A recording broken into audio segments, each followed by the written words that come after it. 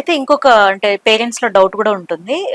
సర్జరీతో బయటకు వచ్చిన బేబీకి నార్మల్ డెలివరీతో వచ్చిన బేబీకి నాలెడ్జ్ పరంగా చాలా తేడాలు ఉంటాయి అంటుంటారు. నిజమేనా మ్యామ్ అది? అంటే ఈ స్టడీస్ వీళ్ళు ఎక్కడ చేశారో మాకు తెలీదు. మాకున్న సైంటిఫిక్ స్టడీస్ ఉంటాయి. అంటే ఆల్ ఓవర్ ది వరల్డ్ కొన్ని స్టడీస్ చేస్తుంటారు.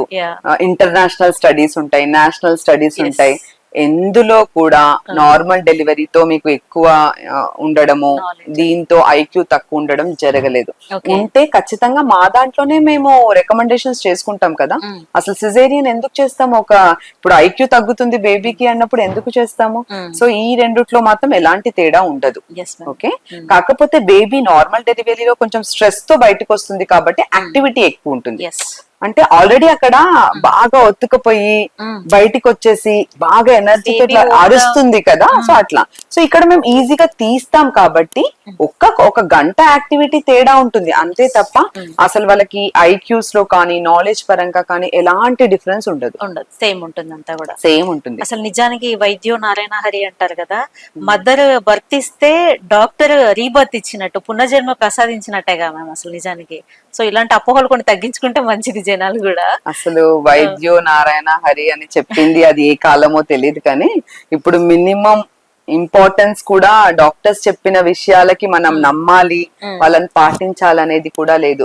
ప్రతిసారి ఒక పేషెంట్ సస్పీషియస్ మైండ్ తో లోపలికి రావడం, మేం చెప్పినవి గూగుల్లో రెఫర్ చేయడం, డౌట్ ఇప్పుడు ఒక బేబీ ఏదైనా బాలేదు అని చెప్తే ఫస్ట్ నమ్మకపోవడం, ఇంకో డాక్టర్ దగ్గరికి వెళ్ళడం, సెకండ్ ఒపీనియన్స్ ఎంత కామన్ అయిపోయిందంటే షాపింగ్ లాగా.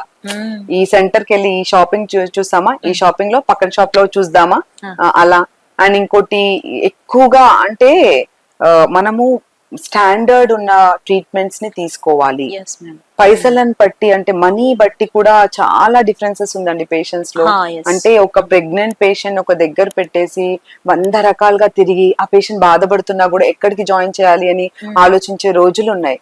సో ముందు నుంచే మీరు డిసైడ్ చేసుకోండి ఎలాంటి సెంటర్ కి వెళ్తారు, ఏం వెళ్తారు. ఫస్ట్ మీ నాలెడ్జ్ పెంచుకోండి. ఒక మీడియేటర్ తో వెళ్ళడం కాదు, మీరు డైరెక్ట్ గా డాక్టర్ తో మాట్లాడండి. ప్రతిదీ క్వశ్చన్స్ అడగండి, అడగొద్దని చెప్పట్లేదు. పక్కన వాళ్ళని అడిగే కంటే డాక్టర్ అడగడం చాలా better. We feel better because వాళ్ళు ఏం చెప్తారో మాకు తెలియదు. అదే నోషన్ తో వీళ్ళు వస్తారు, బయట ఓన్ నాలెడ్జ్ ఎక్కువైపోతుంది చాలా. అంటే ఇప్పుడున్న యూట్యూబ్ కానీ అవి కానీ ప్రతి ఒక్కరు డాక్టర్సే. సో వాళ్ళ చెప్పే సలహాలు వీళ్ళు పాటిస్తున్నారు. సో వీళ్ళు నాలెడ్జ్ పెంచుకోవాలండి. డాక్టర్స్ దగ్గర ప్రతిదీ ఓపెన్ అవుట్ అవ్వాలి. Okay ma'am.